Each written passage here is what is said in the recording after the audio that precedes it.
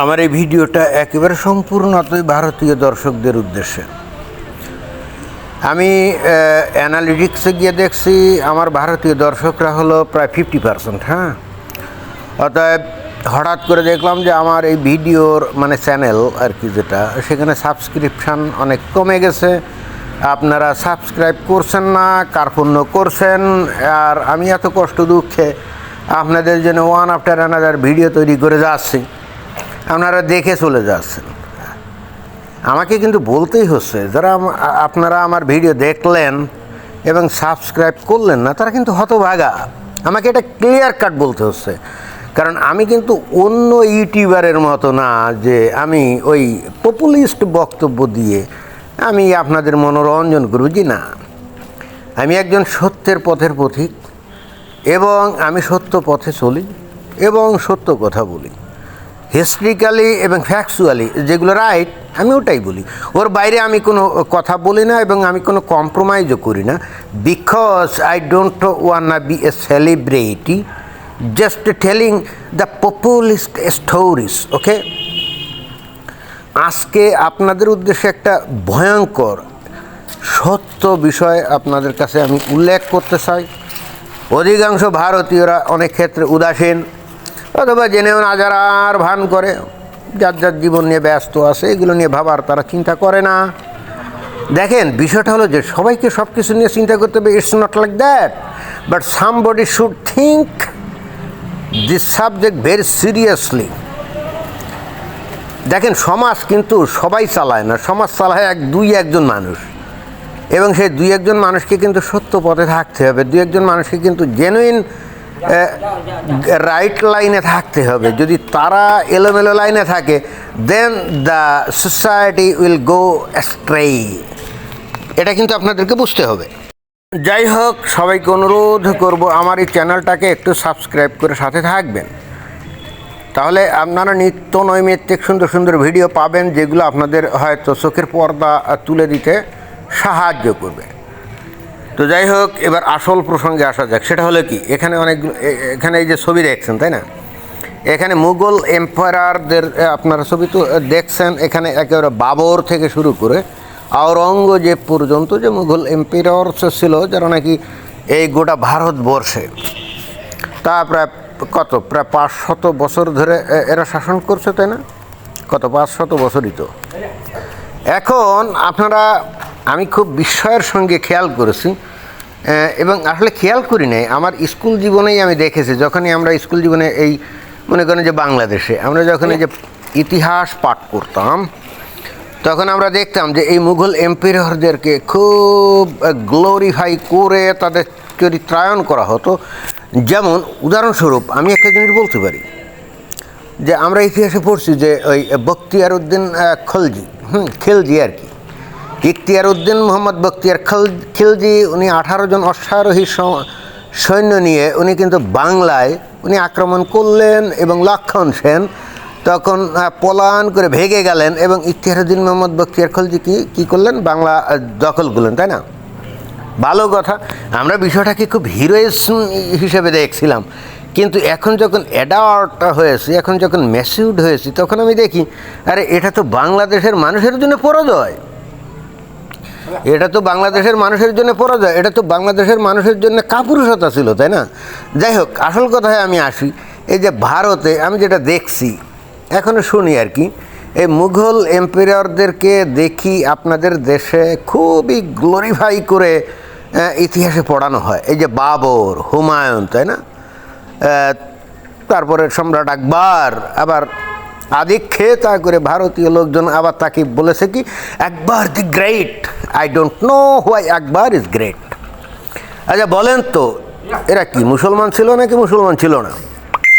এরা ভারতবর্ষ দখল করেছিল, রাইট, এবং এখানে এসে আপনাদেরকে দাসদাসী বানাইছিল।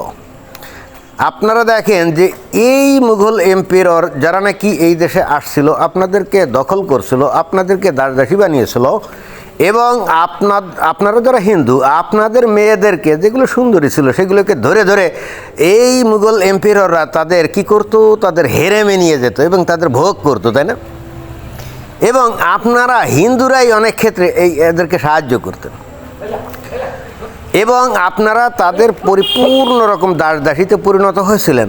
সো এই মুসলিম মানে যে ইনভেডার্স, যারা নাকি যে Mughal invaders, right, they came from Tajikistan or Kazakhstan or some kind of states, maybe they came from Afghanistan, but so far I know Mughals are actually from Tajikistan or Kazakhstan, Tashkent. তো এরা আপনাদের গৌরবের অংশ হয় কি করে? আমি তো, আমার মাথায় তো ঢোকে না। আপনাদের ইতিহাসে এদেরকে গৌরবোজ্জ্বলভাবে আপনারা চিত্রিত করেন। এই যে সম্রাট শাহজাহান কি করছে, তার স্ত্রী মমতাজ মারা গেলে তার উপরে কি করছে, একটা তাজমহল করছে, right? How this Taj Mahal can B A glorious instance, A glorious symbol for India.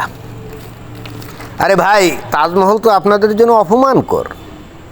এই তাজমহল প্রমাণ করে আপনারা মুসলমানদের করতলগত ছিলেন, আপনারা মুসলমানদের অধীনে ছিলেন, আপনারা মুসলমানদের দাস দাসী ছিলেন।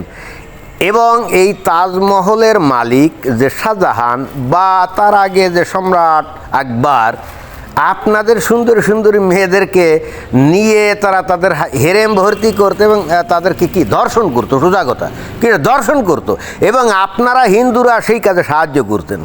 আপনাদের একটুও লজ্জা হয় না? আপনাদের এতটুকু লজ্জা হয় না যে আপনারা এই কাজ করতেন? আপনাদের পূর্বপুরুষ এই কাজ করতো। আর এখন আবার আপনাদের নারীদেরকে যারা ধর্ষণ করতো তাদেরকে গ্লোরিফাই করে আপনারা আবার ইতিহাস লেখেন। আপনাদের তো ন্যূনতম লজ্জা শরম কিছু আছে বলে মনে হয় না। আপনাদের হিন্দুদের মধ্যে কোনো বীর পুরুষ নেই। মাঝে মাঝে দেখি যে রাণা প্রতাপ সিং, তারপরে শিবাজি রাও, তাদেরকে আপনারা বীর পুরুষ হিসাবে আপনারা চিত্রিত করেন, ভালো কথা। তো এরা বীর পুরুষে কী করছে? এরা কি এই ভারতবর্ষ থেকে এরা কি এই মুঘল এম্পায়ারদেরকে কি তাড়াতে পেরেছে? না, পারে নাই। এরা হয়তো একটা নির্দিষ্ট অঞ্চলে তাদের রাজ্যগুলো দখল করে হয়তো তাদের সামনে তাদের রাজ্য হয়তো স্থাপন করেছিল, দ্যাটস অল। এর বাইরে তারা কিন্তু কিছুই করতে পারেনি। এবং পুরো ভারতীয় উপমহাদেশে এই মুঘল এম্পায়ার, মুসলিম শাসক, এবং এদের মধ্যে কিছু কিছু আবার আপনারা যারা হিন্দু তাদের উপরে কি জিজিয়া ধার্য করেছিল না? এই জিজিয়ার পরিমাণ আমি দেখছি কিছু কিছু ডকুমেন্টারিতে, সেখানে নাকি ওই হিন্দুরা যে আয় উপার্জন করতো তার প্রায় 50% নাকি জিজিয়া দিতে হতো। এবং এই জিজিয়ার অত্যাচারিত হয়ে অনেক হিন্দু ইসলাম কবুল করছিল, এবং তারাই এখন বা এই ভারতবর্ষ দখল করে, অর্থাৎ গাজওয়াতুল হিন্দ করে এখানে ইসলামী খালিফেট প্রতিষ্ঠিত করতে চায়। তারাই, তাদের বংশধর। এখন আপনারা, আমি জানি না মুঘল বাদশারা কিভাবে আপনাদের বীর পুরুষ হয় বলেন তো? মুঘল বাদশারা আপনাদের, মানে আপনারা যারা হিন্দু তাদের কাছে মুঘল বাদশারা কীভাবে বীর পুরুষ হয়? ভাই, এই যে মুঘলরা যে আপনাদেরকে পরাজিত করছিল, এটা তো ভাই আপনাদের পরাজয়ের ইতিহাস, কাপুরুষতার ইতিহাস, আপনাদের পরাধীনতার ইতিহাস, তাই না?